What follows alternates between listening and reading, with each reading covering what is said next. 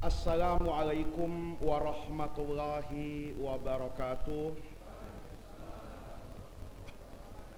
Bismillahirrahmanirrahim. Alhamdulillahirabbil alamin. Wassalatu wassalamu ala asyrafil anbiya'i wal mursalin wa ala alihi wa sahbihi ajma'in. Amma ba'du. Segenap para alim ulama yang saya muliakan, para kiai, para guru, para habaib, para tokoh masyarakat, wabil khusus sahibul majlis Al-Habib Hussein yang sama-sama kita muliakan, Bapak Ibu hadirin hadirat sekalian yang berbahagia. Alhamdulillah pada pagi hari ini takdir Allah subhanahu wa ta'ala menuntun kita semua untuk hadir di majelis yang baik ini, membuka tradisi, kebiasaan, sunnah hasanah kita.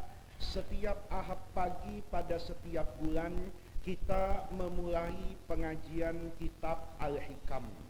Pagi hari ini karena tadi guru kita Kiai Haji Sofyan Siddiq menyatakan ini pembukaan. Pembukaannya ini bagus sekali Bapak.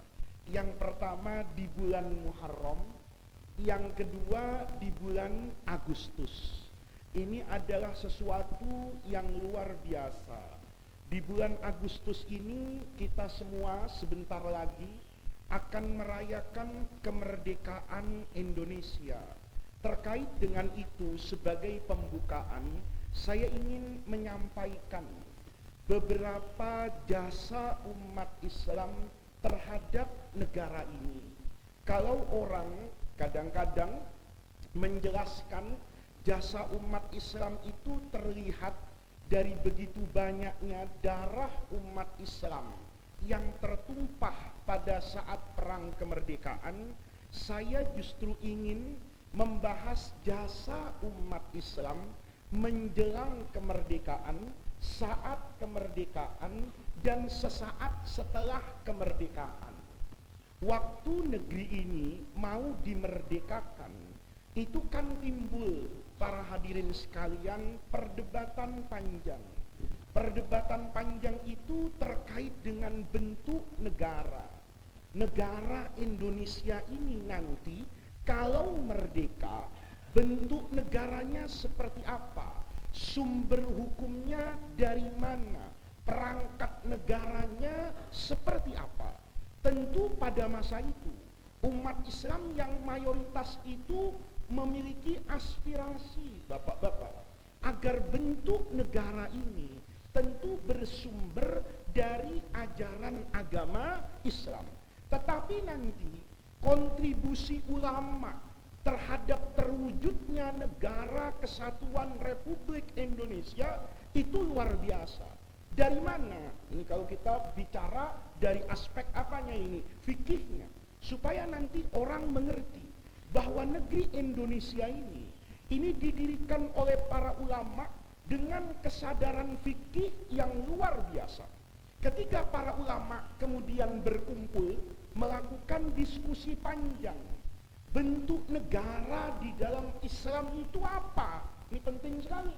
Karena sekarang itu ada orang yang mengatakan bahwa bentuk negara dalam Islam itu khilafah. Pemimpinnya itu selalu berbunyi khalifah.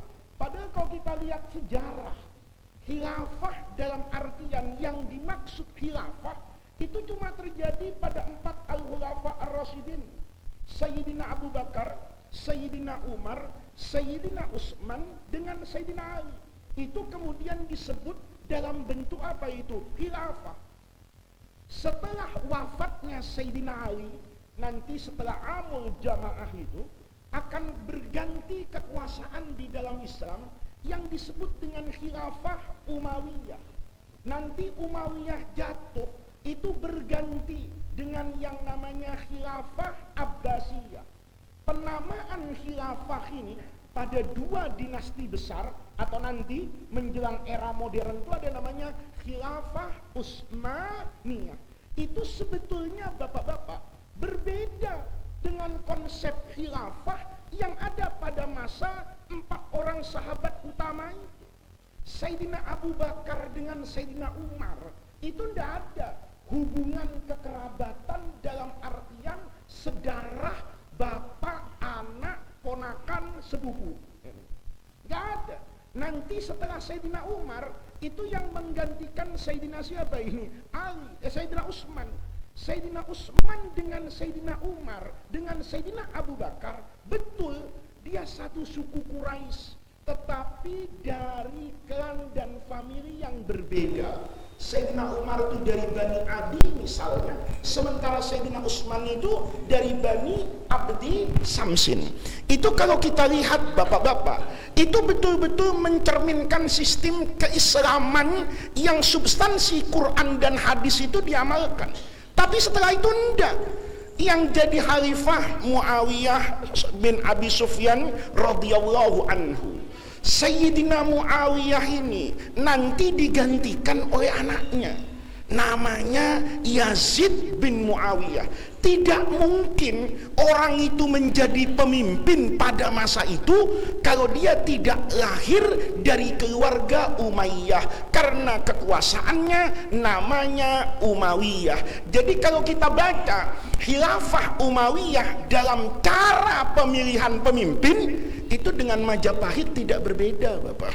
Itu dengan Sriwijaya tidak berbeda. Itu dengan Singasari tidak berbeda. Harus dari keturunan darah.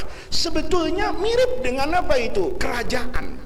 Apa kemudian kerajaan Umayyah ini tidak Islami? Rasanya tidak mungkin. Kenapa? Di masa itu ada banyak ulama yang menyaksikan kekhalifahan Bani Umayyah, dan mereka mengatakan bahwa sistem ini dibenarkan oleh agama. Kenapa? Ini penting nih. Ini jasanya umat Islam di Indonesia. Apa kata ulama? Kata ulama, berbicara tentang negara itu sama dengan berbicara tentang politik. Jadi yang namanya negara itu terkait dengan apa itu? Politik. Sekarang kalau politik atau bahasa Arabnya siasah, ini fikihnya ikut bab apa? Nih, kan bapak-bapak suka ngaji fikih itu, ditanya, ngaji fikih apa? Di mushola fikih ibadah. Itu biasanya toharoh, biasanya wudhu, biasanya sholat, rukun Islam lah secara umum. Nanti temannya ditanya lagi, kamu kalau habis isya kok ngaji di masjid sana? Ngaji apa? Ngaji fikih. Fikih apa? Fikih muamalat namanya. Bicara jual beli, bicara sewa menyewa, itu namanya muamalat. Nanti temennya habis duhur hilang lagi. Ngaji apa kamu? Ngaji fikih. Fikih apa? Namanya al-ahwal as-sahsiyah, yang terkait dengan rumah tangga, hubungan antar keluarga, biasanya bicara nikah, bicara waris, itu namanya fikih ahwal sahsiyah. Jadi ini bapak-bapak, ini namanya pengelompokan besar. Kalau Anda sholat, fikihnya namanya fikih ibadah. Kalau Anda jual beli, itu namanya fikihnya muamalat. Ini karakternya beda, Pak. Kalau fikih ibadah, sholat, itu diatur sama agama 90% detail, Pak. Haji misalnya, itu diatur sama Rasulullah. Kamu mau haji gimana? Khudhu anni manasikakum. Saya mau sholat gimana? Sallu kama ra'aitumuni usalli. Tetapi kalau muamalat itu tidak diatur oleh agama kecuali normanya. Beda. Kalau ruku itu diatur sama Rasulullah, bentuknya kayak gini. Kalau sujud itu diatur sama Rasulullah. Tapi kalau muamalat itu tidak diatur sama agama teknisnya. Kalau diatur jadi kaku, Pak. Ayo contohnya, semua muamalat itu syarat dan rukun utama akadnya itu namanya ijab qabul. Ijab qabul itu nggak ada aturannya dalam agama. Agama cuman bilang ijab itu penyerahan, qabul itu penerimaan. Bentuknya kayak apa itu berkembang setiap zaman. Nggak bisa, Pak. Kalau kita pakai kitab kuning, ya dipakai sekarang, kita belanja, waduh, bisa merusak tatanan pasar, Pak. Rusaknya di mana? Dulu kalau ngaji Fathul Mu'in itu, syaratnya ijab qabul itu apa? Baiknya bilang bi itu saya jual, mustarinya bilang istaro itu saya beli. Maka terjadi pertukaran, karena al-bai itu kan menukar, Pak. Ada orang punya uang butuh barang, ada orang punya barang butuh uang, ditukar, Pak. Tukarnya gimana? Yang punya barang bilang jual, yang punya uang bilang beli. Itu normanya. Prakteknya hari ini nggak bisa kayak gitu. Bapak belanja misalnya di supermarket, belanja bulanan ini, bawa istrinya, entah istrinya satu apa dua BP ini ya. Kalau istrinya satu, misalnya belanjanya banyak, 2 gerobak. Terus Indomie satu-satu dikeluarin, diajarin kasirnya, maaf Mbak, saya ini bu guru Fathul Mu'in, tolong ya Mbak ya, nanti Mbak ngambil dulu Indomie 1, bilang ya saya jual, nanti saya bilang saya beli, uangnya serah terima, baru masuk keranjang. Itu Bapak transaksi kayak gitu, waduh, bisa benjol kepala, dilempar orang dari belakang. Kenapa? Kelamaan. Kalau ijab qabul kayak begitu, Pak. Ada orang yang nggak bisa melakukan jual beli hari ini. Saya misalnya pemilik auto 2000 nih, mendatangkan Avanza, nggak banyak sih, 1000 aja. Begitu 1000, syaratnya jual beli itu harus diperiksa satu-satu. Bener nggak warnanya, benernya nggak kayak gitu. Hari ini nggak bisa kayak begitu, Pak. Kalau setiap ijab nih, saya serahkan Avanza yang warna abu-abu, yang warna hitam, tidak ada orang bisa bertransaksi. Maka muamalat itu dalam Islam, itu kalau kita lihat, binauhu, bangunannya sah atau tidak sah, itu bergantung dengan ilat dan maslahatnya. Jadi kalau dalam muamalat itu, Bapak, itu tidak rumit itu. Tapi lihat saja, ini kebutuhannya apa, mendatangkan maslahat, apa mendatangkan mafsadah. Di mana ada maslahat, hukumnya pasti positif, Pak. Di mana ada mafsadah, hukumnya pasti apa itu? Negatif. Jadi di sini, ini Islam luar biasa. Begitu bicara soal negara, negara ini dikelompokkan pada fikih yang namanya fikih muamalat. Kaidah fikih muamalat itu al-aslu fil muamalati al-ibahah. Jadi prinsip dasarnya, semua transaksi muamalat itu boleh. Kapan tidak boleh? Kalau ada dalilnya. Kalau tidak ada dalilnya, jadi kalau muamalat itu, Pak, tidak kayak agama. Kalau agama sholat, saya ngangkat tangan itu harus cari dalil. Saya ruku itu harus tahu dalilnya. Saya baca Fatihah yang jadi rukun sholat, itu harus ada dalilnya. Kalau muamalat enggak, Pak. Muamalat ini boleh atau tidak, itu bukan cari dalil bolehnya, cari dalil haramnya. Kalau dalil haramnya ndak ada, maka al-aslu fil muamalati al-ibahah. Bentuknya kayak apa? Boleh. Ya, coba Bapak lihat sekarang. Dulu jual beli itu barangnya harus wujud, Pak. Karena bayul adam itu ndak boleh. Hari ini, Pak, kita butuh baik yang masih barangnya makdum. Ya, bukan cuma COD. Coba misalnya di Jakarta Utara dibangun apartemen. Itu apartemennya belum ada, Pak. Tapi Bapak transaksi. Kalau Bapak nunggu ada, harganya bukan naik, Pak, berubah. Gitu. Ini apartemen baru dijual, Pak. Yang dijual apa itu, Pak? Mimpi, gambar. Yang dijual apa itu? Bentuknya aja. Bagus-bagus itu, ya. Di mall-mall kita lihat, wah ini Pak, Bapak nanti di lantai sekian, harganya sekian. Bentuknya kayak apa? Jelas. Kamarnya kayak gini, nanti diisi begini-begini, barangnya belum ada. Kata yang punya, kata pengembangnya, Bapak beli sekarang cash 1 miliar, barangnya tidak ada. Terus saya bilang, kapan jadinya? Ya 2 tahun lagi. Nah, kalau gitu nanti saya belinya 2 tahun lagi, ya terserah Bapak. Begitu ini jadi 2 tahun lagi, mungkin harganya sudah 2 miliar. Paham Bapak-Bapak? Jual beli kayak gini boleh enggak? Ini nggak ada Quran hadisnya, nggak ada kita ngaji di Fathul Mu'in bayu apartemen ala sifah, nggak ada, nggak ketemu itu Pak. Sampai kiamat kurang 3 hari nggak nemu itu. Tapi kita lihat akad itu dalam Islam syarat utamanya apa? Nggak ribut. Selama orang itu tidak akan melahirkan keributan, la yu'addi ilan niza, dengan cara menjamin hak masing-masing, maka jual beli ini boleh. Bolehnya di mana? Nih Pak, kata pengembangnya, Bapak bayar 1 miliar, ini apartemennya nanti 2 tahun jadi. Ditanya lagi, ahlan wassalam Kiai, ditanya lagi nih sama saya, ini jadinya 2 tahun lagi tanggal berapa? Disebut Pak, misalnya nanti kuncinya ini Pak akan saya serahkan 17 Agustus 2023. Nih, 4 hari lagi ini. Saya kan takut, masih 2 tahun lagi misalnya. Kalau nanti tidak jadi gimana?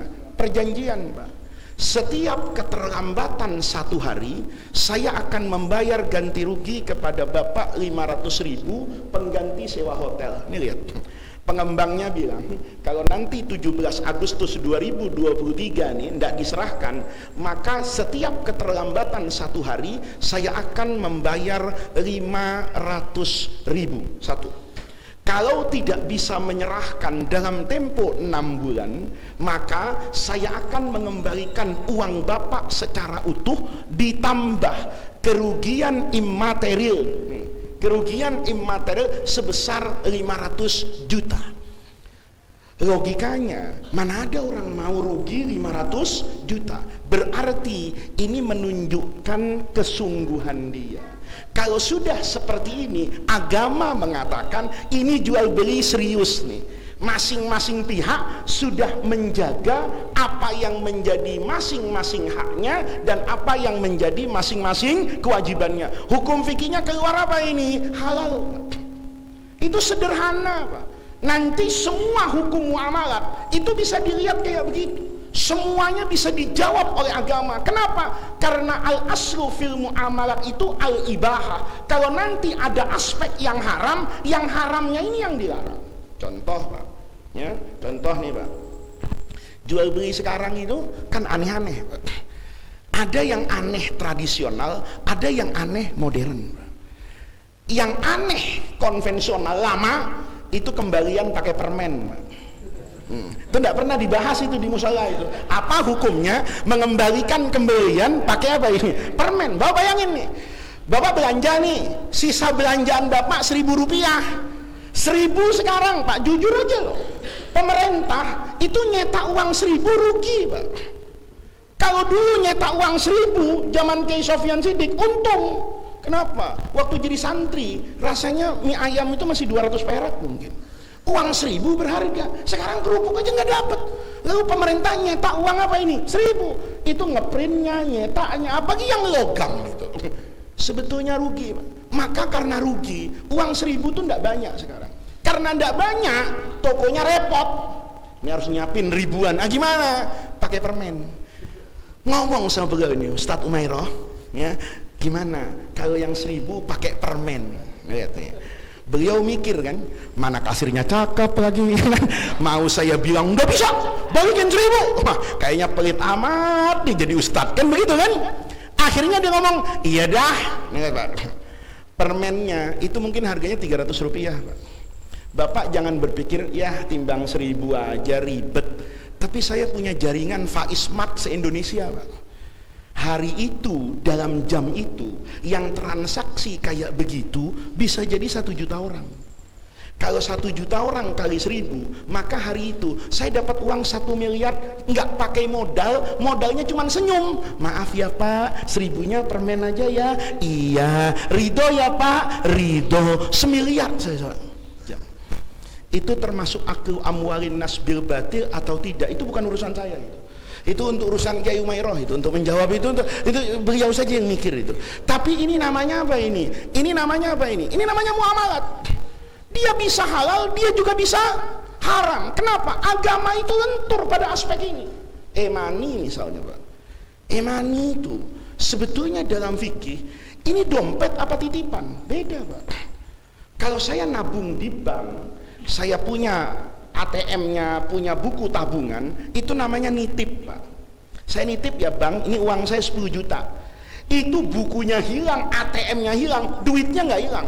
Kenapa? Ada namanya. Kiai Sofyan Sidik, saldonya 100 miliar, amin gitu ya. Ustadz kalau ngasih contoh saldo 10 juta, wah repot ini. Saldo 100 M, hilang ini bukunya nih, sama ATM-nya, duitnya hilang nggak? Enggak. Tapi bapak ngisi e-money itu pak, yang dipakai bayar tol itu, nggak ada namanya pak, nggak ada namanya. Bapak isi 100.000 nih, begitu bapak isi 100.000, hilang. Bisa dicari enggak? Nggak bisa. Hukumnya halal apa haram? Ribut ini fuqaha. Ribut pak, nggak gampang jawabnya. E-money itu rekening tabungan di bank atau dompet? Beda pak. Kan ini berkembang modern pak. Dulu kita naruh duit itu di dompet. Sekarang naruh duit di handphone pak. Coba sekarang bayarnya pakai QRIS itu. Sampai kotak amal sekarang, masya Allah canggih betul itu masjid. Pakai barcode. Itu masjid milenial tuh. Jadi kalau masih masjid pakai kotak amal dilobangin, itu masjid kolonial pak, warisan Belanda itu. Tapi masjid modern nggak ada kayak gitu. Kotak amalnya udah nggak ada pak. Masuk masjid tuh kotak apa? Langsung semuanya barcode, dan bagus itu. Karena nggak mungkin dia yang 10.000 itu nggak mungkin. Pakai barcode masa 10.000 kan gitu kan? 100.000 itu masjidnya, masya Allah. Itu masjid modern pak. Nah sekarang hukumnya apa? Itu kan duitnya nggak ada. Kata yang satu, e-money itu haram. Kenapa haram? Karena duit kita itu nanti nggak jelas kepemilikannya, nggak ada namanya. Kalau nanti hilang, yang untung itu banknya pak. Tahu bapak? Bank, kita sebut aja namanya Mandiri misalnya, BNI, BCA itu yang punya e-money semua, ya kan? BRI juga punya. Itu kalau kartu kita hilang, itu hilang di kita pak, tapi tidak hilang di bank. Duitnya ada, tapi tidak ada yang punya ini. Nanti secara akuntansi dilaporkan rupa-rupa. Rupa-rupa itu ya dalam fikih itu luqotoh. Dia nemu ini duit tidak jelas punya siapa, tapi ada, gitu loh. Ditunggu sebetulnya pak sampai ketemu, cuman gimana cara ketemunya? Setahun kemudian kan baru dia eksekusi pada laporan pembukuannya. Kata ulama yang satu, ini haram. Kenapa haram? Karena termasuk aklu amwalin nasi bil batil, ngambil uang orang dengan cara yang tidak benar. Coba e-money kita 5.000 kita buang pak, udah jelek nih, di tap berkali-kali susah lagi. Ini kayaknya udah kelamaan nih, beli yang baru. Diingetin sama istrinya, bang masih ada 5.000 itu, nggak bisa udah. Mau dipakai apa 5.000? Bayar tol nggak dapat, udah buang. Kalau yang begitu pak, dalam 1 menit 1.000 orang pak, kali 5.000 itu banknya untung 5 juta. Nggak ngapa-ngapain. Ada orang bilang haram, yang satu kiainya bilang halal. Ini bukan sesuai pesanan pak, tapi sudut pandang yang berbeda nih. Kata kiai yang satunya ya ndak haram lah, kan banknya udah bilang ini bukan tabungan, ini bukan titipan, ini dompet elektronik. Anda dulu taruh uang di dompet. Nih saya beli dompet di Tanjung Priuk nih, di Pasar Ular, ya kan? Saya isi duit nih 1 juta, naik kereta ke Grogol, dicopet, dompet saya hilang kan? Apa saya datang ke tukang dompet, bang tanggung jawab bang, duit gue hilang di dompet? Kata tukang, urusan lu, gue cuma jualan dompet. Lihat kewajiban anda menjaga. Saya cuma jualan apa ini itu namanya muamalat. Jadi kalau muamalat itu ribut tuh biasa. Jangankan muamalat, makanan itu bisa halal bisa haram dalam pandangan kiai yang berbeda. Apa contohnya? Kalau babi gampang, babi apa hukumnya? Nggak usah kiai itu. Ya, nggak usah kiai itu, orang yang di pinggir masjid juga tahu haram. Kalau binatangnya babi, tapi ada binatang yang nyusahin kiai pak, namanya anjing laut. Ini ngerepotin kiai, dibilang anjing di laut tapi anjing. Ini kan unik pak, anjing itu hukumnya haram. Haramnya kenapa? Karena punya taring. Anjing itu bukan sekedar punya taring, bahkan najis mughalladhah. Sekalipun ulama itu berbeda pandangan, anjing itu yang najis itu air liurnya apa daging-dagingnya di dalam, itu lain masalah lah nanti ya, itu kapan-kapan lah. Tapi itu anjing Pak, haram banget. Sementara ikan itu binatang paling halal Pak. Karena ikan itu jangankan hidupnya, bangkainya aja halal Pak. Bapak di Empang itu nemu gurame Pak, mati masih bagus, Bapak bawa ke dapur, hukumnya halal. Bapak nemu sapi mati, ya udah, hasbunallah wa ni'mal wakil, innalillahi wa inna ilaihi, ya Allah 30 juta hilang ini, mati dia, nggak bisa dimakan. Kenapa? Itu sapi, binatang darat, harus diapakan itu? Sembelih. Tanpa sembelih hukumnya haram. Jadi tahu kan Bapak, binatang yang paling halal itu yang di laut. Berarti anjing laut, nah ini kan ngerepotin, didudukin Mbak, ini anjing laut nih, bawa anjing satu sebelah kiri, bawa ikan sebelah kanan, kan dilihat nih, lihat mukanya anjing tapi dipegang badannya ikan. Susahnya nggak punya kartu keluarga Pak. Kalau punya kartu keluarga kan enak, ente keluarga siapa sih gitu, ente ini kakaknya kakak anjing apa kakak ikan, gampang Pak. Tapi nanti ada orang yang menghalalkan anjing laut karena kelautannya, ada orang yang mengharamkan anjing laut karena keanjingannya. Itu kalau didudukin di sini, ya kita musyawarah sampai duhur nggak selesai, sampai duhur nggak selesai. Padahal yang dimusyawarahkan tuh nggak bakalan dimakan, Pak. Bapak anjing laut halal, mau makan? Enggak juga lah, mendingan tongkol kan begitu. Tapi orang suka ributnya, gitu. Nah itu namanya agama. Jadi agama itu indah. Tapi kalau sholat subuh nggak boleh. Bapak nanya, Ustadz, sholat subuh menurut mazhab Hanafi berapa rakaat? Itu separuh pinter banyak gobloknya Mbak. Karena sholat subuh 2 rakaat itu tanpa mazhab. Mazhab apa saja sholat subuh itu 2 rakaat. Nih sederhana Pak. Jadi kalau nanti Bapak ribut soal capres yang Bapak pilih siapa, itu bukan agama Pak. Itu ijtihad. Itu sudut pandang. Jangankan presidennya, bahkan bentuk negaranya itu muamalat. Jadi nanti enak Bapak, al aslu fi Ganjar itu al ibahah, al aslu fi Prabowo itu al ibahah, al aslu fi Anies al ibahah. Nanti tinggal sudut pandang masing-masing ini. Ada kiai yang merasa oh si A lebih bagus. Bagusnya kenapa kiai? Ngirim Fortuner ke saya, itu lain lagi gitu. Bagus dia ya kan, gua dikasih mobil sebelum pilpres, maka saya dukung dia karena sudut pandang itu. Ya sah-sah aja kalau nggak punya malu kan gitu. Nih bapak-bapak, itu namanya al aslu fil mu'amal. Jadi jasa besar umat Islam itu kemudian terdampak Pak pada negara ini. Ribut ini negara agama apa negara sekuler, apa negara apa sepakat Pak. Apa kata kiai nih, jadi negara kita ini perlu kita syukuri Pak, jangan dimaki-maki terus. Kita ini kadang-kadang wah negara yang bagus itu Saudi, Indonesia itu brengsek. Itu kurang piknik Pak. Itu kurang piknik. Kita sering Pak, apa yang sebetulnya bagus di kita itu kita hina-hina, kita rendahkan, sehingga kita nggak pernah jadi bangsa yang maju. Kita selalu bangsa yang merasa kalah dengan orang lain. Padahal negeri ini luar biasa. Kata ulama, oh al aslu fil muamalat al ibahah. Maka didefinisikan dulu nih, negara itu kata agama apa? Negara itu kata ulama, siasah politik itu apa? Itu makana minal af'al, itu bentuk pekerjaan apa saja. Haitsu yakunun nasu ma'ahu, kalau pekerjaan itu terwujud, maka umat manusia dengan pekerjaan itu aqraba ilas shalah, lebih dekat kepada kebaikan, wa ab'ada minhu anil fasad, dan jauh dari apa ini, kerusakan. Maka dibuat Pak sistem negara ini, benar Pak. Ya, dulu ada orang itu ilmunya masih separuh itu Kiai, datang ke saya, pilkada itu haram Pak. Oh kenapa? Ya harusnya gubernur itu ditunjuk langsung oleh presiden. Oh kenapa? Dulu Umar begitu, Sayyidina Umar dulu tidak ada pemilihan gubernur itu, semua gubernur itu ditunjuk sama Sayyidina Umar. Betul nggak? Betul secara fakta sejarah. Tapi kita itu kadang-kadang nggak berakhlak Pak, menyamakan dirinya dengan Umar bin Khattab. Nih, nggak boleh Pak. Kalau ngaji tasawuf itu nggak boleh ngomong, kamu kenapa sholat malam? Saya sholat malam tuh kayak Rasulullah. Beda. Nabi sholat malam tuh nggak inget duit Pak. Kita biasa rajin sholat malam itu kalau terjerat pinjol ditagih baru tahajud. Itu bedanya Pak.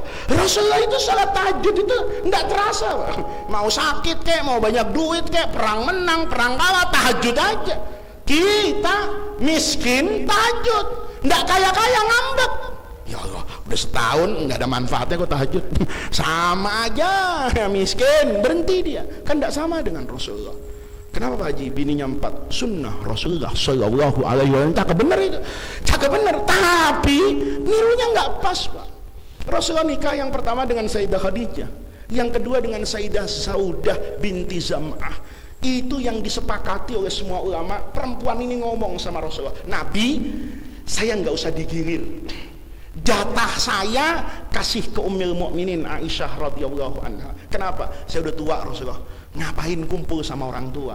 Tuh, Nabi nikah kedua itu belum sama Aisyah, Pak. Sama Saudah dulu sepeninggal Sayyidah Khadijah. Itu disepakati perempuan yang udah tua, badannya gede, tinggi, Pak. Nanti waktu turun ayat hijab itu berusaha nutupi semua badannya. Kata sahabat, qad arafnaki, tetap aja gua tahu kalau kamu Saudah, karena badannya apa ini? Besar.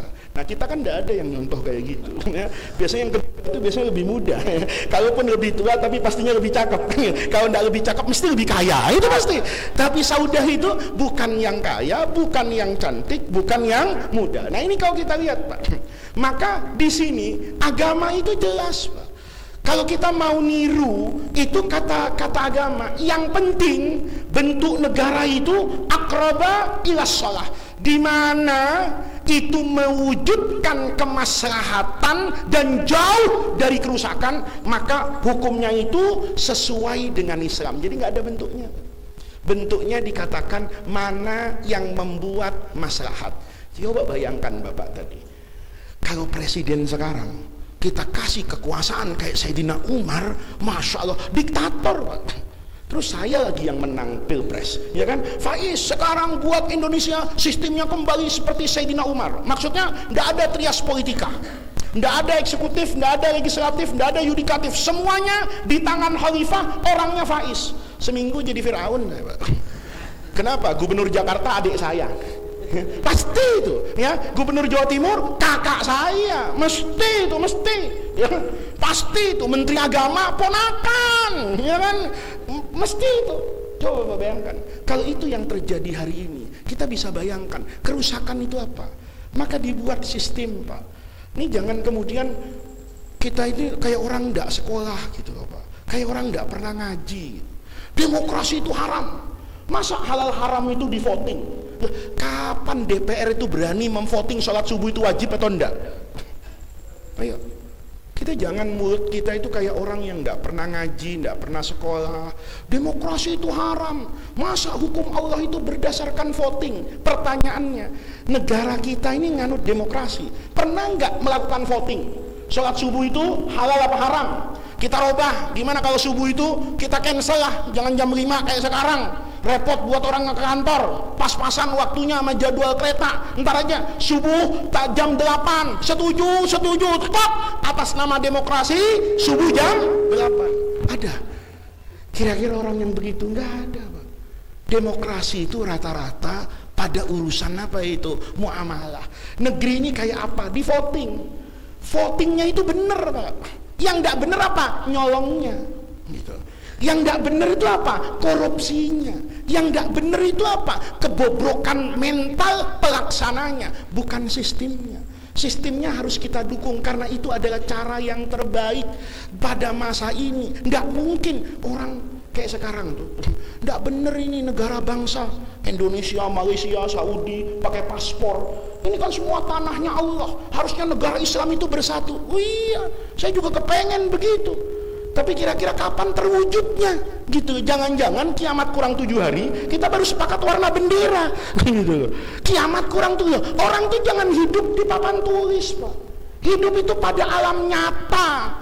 Kalau Bapak cuman papan tulis, jangan jadi fuqaha. Ngajar aja wujud kidam bako itu tenang. Tapi kalau kiai itu ditanya yang macam-macam, ini kayak gimana? Ngelihat, Pak. Haji misalnya, kayak Sofyan Sidik, tahu kan kemarin? Udah panas, orangnya banyak, sudah banyak, tidak bisa diatur. Tua-tua, ya kalau Bapak ngatur maulid itu masih enak, Pak.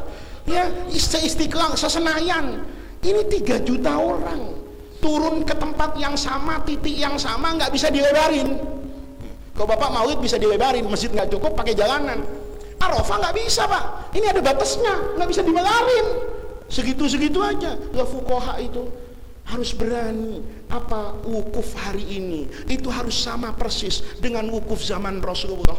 Orangnya sudah berbeda, kondisinya sudah berbeda, nggak semudah yang dibayangkan orang. Kalau Bapak ngajarnya enggak, wukuf tuh begini-begini, Bapak jadi kiai masa lalu lah. Ya, waktu orang haji itu masih 100.000, orang haji 3 juta. Sekarang Bapak lihat, orang kalau lagi ngelempar jumroh itu yang ada kan rasa takut. Ini selamat apa enggak? Kan gitu. Keinjek apa enggak? Lalu mana ayat Quran? Walitukabbirullaha. Bahwa di situ tuh waktunya kita menyadarkan diri akan keagungan Allah. Dari mana ada keagungan Allah kalau yang dirasakan itu takut oleh manusia? Maka kiainya mikir, apa melontar jumroh itu harus semuanya habis zawal. Coba Kiai Sofyan Sidik rasanya enggak pernah kok. Ya, kemarin itu ada Pak, petugas haji bilang, "Saya Pak, orang mana di kloter saya tua-tua, fikihnya pas bandrol lagi." Jadi yang tua-tua itu minta ngelontar jumrohnya itu habis zawal. Begitu dia selesai ngelontar, kakek-kakek ini rewel, minta langsung balik. Saya bilang, "Pak tunggu sebentar, saya ngelontar sekali." "Kagak mau, gua anterin dulu, ntar lu kan petugas ngelontar sendiri." Saya balik Pak, baru nyampe kakek yang satu minta lagi Pak.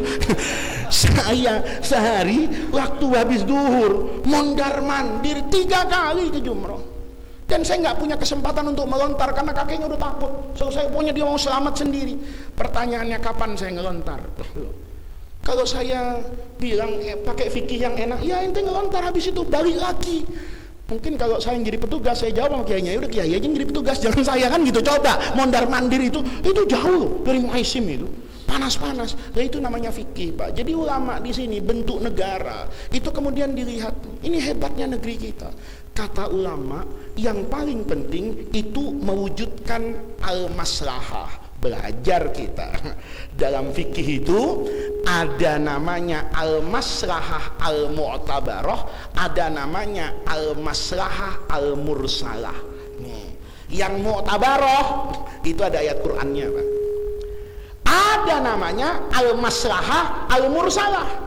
Kita tahu baik tapi nggak ada dalilnya. Apa contohnya? Bapak nikah sekarang. Bapak kalau nikah itu harus lapor sama KUA Pak. Ya, makanya ada orang tanya, "Ustadz, nikah siri sah secara agama itu boleh apa enggak?" Saya kalau jawab gitu nggak jawab saya jawab boleh, nggak saya jawab enggak. Saya tanya, "Bapak punya anak perempuan enggak?"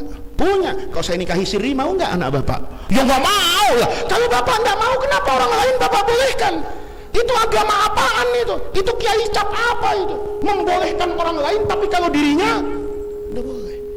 Padahal yu'minu ahadukum hatta yuhibba li nafsihi ma yuhibbu, hatta yuhibba li ghairihi ma yuhibbu li nafsihi.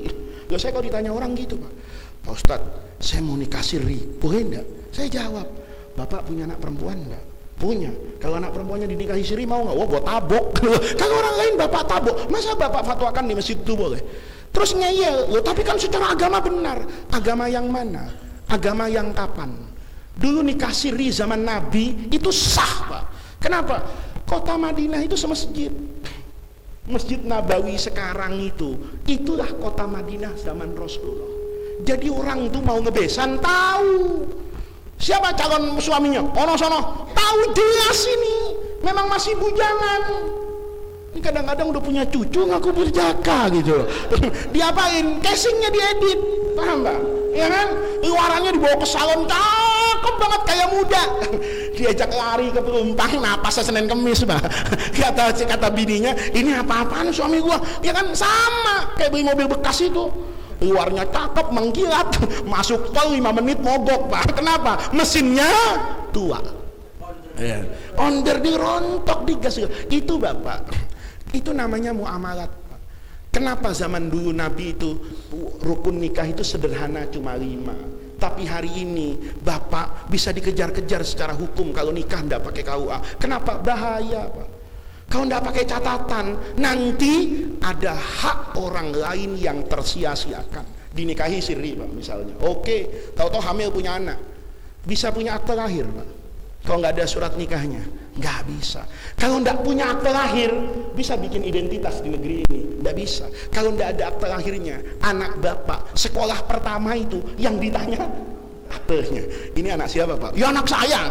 Mana aktenya? Oh nggak ada. Sekolah nggak bisa pak. Loh, gua kiai. Itu soal lain pak. Bapak mau kiai kayak mau ulama kayak, kalau nggak ada akte lahirnya, mana buktinya kalau ini anak bapak? Itu sederhana. Maka butuh yang namanya buku nikah, supaya nanti tidak ada hak masing-masing itu yang tersia-siakan. Begitu nikah ada catatannya. Nanti ada apa-apa, istrinya bisa nuntut. Ini suami saya nggak kasih nafkah. Kata suaminya, memang saya suami kamu. Iya, mana buktinya? Nih. Kalau nggak ada gitunya pak, kamu istri saya bukan? Bukan, enak aja ya kan? Mana buktinya? Nggak ada. Hilang hak masing-masing. Nah itu namanya kaidah kita ketika beragama. Jadi ada al-maslahah al-mu'tabarah, ada al-maslahah al-mursalah. Bikin namanya Pancasila. Pancasila itu bukan agama, Pancasila itu bukan Al-Quran. Itu sepakat dulu. Pertanyaannya nanti, Pancasila ini pertanyaan pak. Kalau fikih itu pertanyaannya ada satu.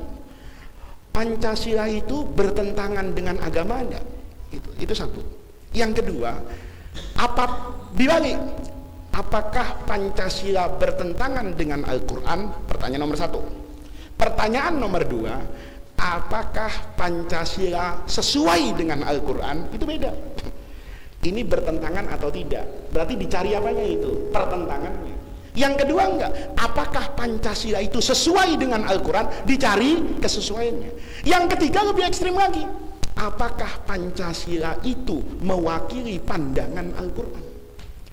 Itu semuanya dalilnya dijawab, ya tergantung yang menjawab. Kata yang satu, sila pertamanya apa? Ketuhanan yang Maha Esa. Ya, kita semua hafal surah itu, surah yang paling dicintai itu elektabilitasnya tinggi surah itu. Namanya Qul Huwallahu Ahad. Itu kalau di voting pak sedunia, ini menang pak. Kalau seandainya ada presiden pakai nama Qul Hu, menang gitu. Kenapa? Hampir semua kita mesti kalau sholat baca Qul Hu. Bagi Ramadan Qul Hu Qul Huwallahu. Wah, ini benar ini. Kata yang satu, ini tidak bertentangan dengan Pancasila. Kata yang satu, ini sesuai dengan Quran. Kata yang satu, ini sama dengan Quran. Sama-sama mengajarkan ketuhanan yang Maha Esa. Yang kedua, kemanusiaan yang adil dan beradab. Adil itu bahasa Arab, adab itu bahasa Arab. Dari dua kata ini ketemu kosakata yang sama di dalam Al-Quran. Lihat, maka dia katakan, kemanusiaan yang adil dan beradab tidak bertentangan dengan Al-Quran. Yang satu ngomong, kemanusiaan yang adil dan beradab itu sesuai dengan Al-Quran. Yang ketiga ngomong, kemanusiaan yang adil dan beradab itu sama dengan ajaran Al-Quran. Satu-satu pak, persatuan Indonesia. Nabi datang ke Madinah itu ngajarkan apa? Persatuan. Persatuan yang mirip dengan Pancasila. Umat Islam itu satu, tapi sukunya, asal muasalnya itu diakui sama Nabi. Nabi kalau perang manggil ya ma'syarul ansor, nggak dihilangkan. Kamu orang Madinah, kamu orang Mekah, nggak dihilangkan. Bahkan Nabi kalau perang itu bawa royah. Zaid bin Sabit, kamu dari mana? Bani Najjar. Kamu bawa ya benderanya Bani Najjar, kelompoknya Ansor. Dari Ansor yang besar ini penduduk Madinah dibagi-bagi ini Bani Najjar, ini Bani Quraisy juga begitu. Anda siapa? Muhajirin. Ini Bani Adi, ini Bani ini dibuat. Itu sama Nabi tidak dihilangkan. Tetapi Nabi tetap mengatakan kalian ummatun wahidah. Menjadi Indonesia itu tidak harus semuanya berbahasa Indonesia. Ada Madura, iya kan? Ada Padang, berbeda-beda. Tapi tidak boleh memanggil suku kalau niatnya apa itu? Menghina. Tidak boleh. Tapi Ustadz Umairah bilang, Faiz, Madura, tidak apa-apa. Kalau Madura itu dipanggil sebagai identitas. Tapi kalau merendahkan itu haram pak dalam agama. Ya, Jawa sini loh, tuh nggak ada gua nggak makan loh. Yang kayak gitu namanya apa?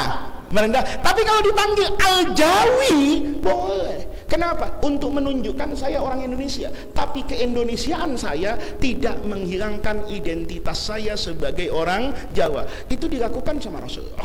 Tapi kalau sudah merendahkan orang dengan etnisnya, warna kulitnya, bentuk rupanya, itu Nabi marahnya luar biasa. Sayyidina Bilal, kurang apa hebatnya itu sebetulnya, tapi tetap beliau tuh sering dibully. Karena apa itu? Kulitnya sama keturunannya. Satu ketika waktu mau perang Tabuk itu, ini ribut nih orang-orang Islam nih, ribut strategi perang. Maka berantem Pak antara Abu Zar dengan Bilal. Ini urusan apa ini? Politik, urusan strategi. Kata Bilal, pasukan di sini Rasulullah. Pasukan di sini Khalid. Kata Abu Zar, enggak di sini. Rasul nggak ada itu. Ribut. Abu Zar emosi, ngomong, uskut, diem. Ya benar Sauda, anaknya perempuan hitam. Itu Bilal nggak terima. Lu hina gua boleh, tapi jangan bawa-bawa warna kulit. Jangan merendahkan manusia dari itunya, ngadu ke Rasulullah. Nabi, saya nggak terima. Kenapa? Abu Zar. Padahal Abu Zar ini orang hebat Pak. Bapak kesederhanaan. Tidak ada sahabat yang bisa hidup seperti hidupnya Abu Zar. Makanya nanti Abu Zar itu hidupnya sendirian. Kenapa? Tidak ada orang yang bisa kayak gitu. Ini orang solehnya luar biasa. Sama dunia hatam Pak. Ini sahabat, muridnya banyak, kaya lagi, rumahnya nggak ada apa-apa. Maka muridnya orang kalender itu yang punya mebel kaget, Masya Allah guru rumahnya kosong. Didatengin Pak, semua furniture dari kalender itu lengkap. Transaksi sama Abu Zar, guru nih masa rumah kosong kayak gitu guru, nih saya buat guru nih ikhlas. Oh iya kata Abu Zar, ikhlas kan ngasihnya? Iya. Udah, punya saya kan? Punya saya, pulang yang ngasih Pak. Seminggu dia mau ngecek, nih guru gimana rumahnya, udah lengkap furniture, masuk habis semuanya Pak. Kata muridnya, guru kemana ini? Lo ngasihnya ikhlas nggak? Ikhlas kan? Itu semua punya siapa? Punya saya kan? Udah kan, mau saya apain? Loh kemana ini guru, saya mau tahu. Udah saya sedekahin. Saya biasa kok tidur di atas ubin. Saya nggak pakai apa-apa bisa, tapi banyak anak orang Islam itu yang nggak bisa makan. Untuk apa saya tidur kayak begini? Kasih semua. Itu Abu Zar. Tapi mulutnya kelepasan, menghina orang. Itu dipanggil sama Rasulullah. Kata Nabi, ya Aba Dzarrin, innaka mru'un, kamu tuh sahabat saya, kamu sudah masuk Islam, benar, wafika jahiliyah, tapi ada sifat jahiliyah yang tetap melekat pada dirimu. Nah, nggak boleh Pak merendahkan orang, misalnya dipanggil-panggil dengan apa ini? Sukunya, Cina, sipit, sini loh. Kalau orangnya nggak ridho, itu Bapak dosa, karena dia menghina ciptaan siapa itu? Allah, itu agama Pak. Jangan bawa-bawa ke kasus Ahok gitu. Itu namanya separuh pinter banyak gobloknya Pak. Nggak ngerti agama. Nah itu namanya bangunan apa itu? Bangunan negara. Maka bapak-bapak, ini jasanya umat Islam. Maka kata umat Islam, kami yang mayoritas sepakat. Nih makanya Indonesia itu negara kesepakatan. Kesepakatan ini jangan diganggu. Kalau diganggu nanti jadi nggak sepakat. Bikinlah butir-butir Pancasila. Butir-butir Pancasila itu kata ulama, kalau kita sebagai bangsa Indonesia, itu yang paling bisa mewujudkan berdasarkan kitab sucinya umat Islam. Coba, sila ketiga, kerakyatan. Rakyat itu bahasa Arab yang dipimpin oleh hikmah. Hikmah itu bahasa Arab. Dalam permusyawaratan, musyawarah itu bahasa Arab. Perwakilan, wakil itu bahasa Arab. Sila yang kelima, keadilan. Al-adalah itu Islam. Maka agama itu bilang, negara itu kapan dikatakan Islami? Kalau dia mampu mewujudkan al-adalah, keadilan. Kalau dia mampu mengajarkan al-musawah, kesetaraan. Lihat ya, Sayyidina Umar itu pernah gebukin anaknya Amr bin As. Anaknya Amr bin As itu lomba lari di Mesir, kalah sama orang Mesir asli. Begitu kalah dihina, kamu kualat loh, ndak hormat sama Quraisyun Syarif kata beliau. Ya, itu dengar Sayyidina Umar dipanggil Pak, dipukul. Mana anaknya orang terhormat, saya pukul sekarang. Itu Umar. Itu Umar. Maka negara kalau adil, musawah, menjamin kesetaraan, al-hurriyah, kebebasan dalam lingkup agama masing-masing.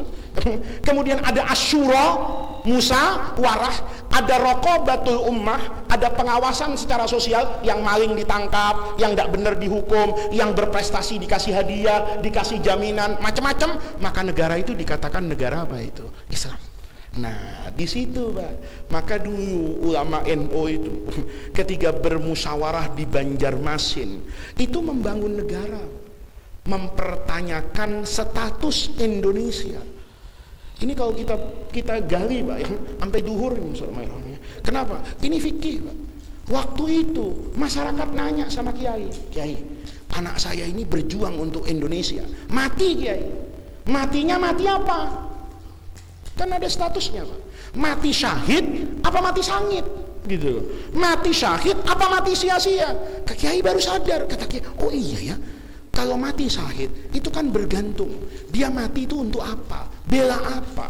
Ya bela negara Kiai. Lah negara ini negara apa? Ya kan begitu Pak. Kalau negara ini negara kafir, maka yang mati bela negara ini kan bukan orang mati syahid. Maka dicari statusnya, buka kitab. Nah ini ya, buka kitab. Maka Kiai itu harus bisa baca kitab. Ya kalau Kiai tidak bisa baca kitab itu Kiai luar biasa ya.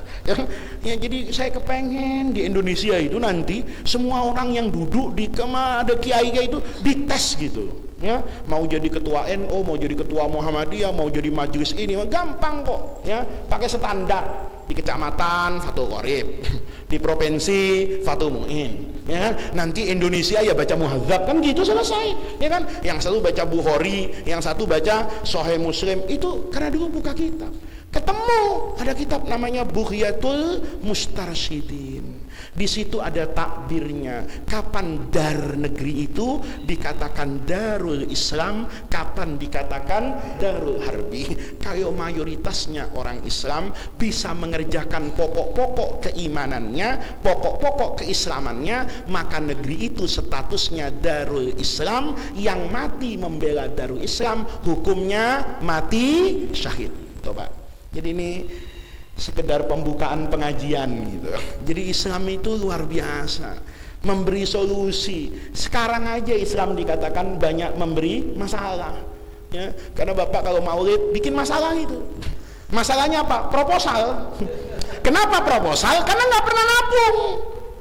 Ayo Bapak pikirin ya, kalau seandainya dari kita nih setiap hari diambil 1000 untuk Rasulullah. Ini tiap hari Bapak dagang, nih dagang apa aja, duit apa saja, mau amplopnya Kiai, untungnya pedagang, tukang ojek, setiap hari 1000 Pak. Setahun itu 300. Udahlah potong puasa sama lebaran.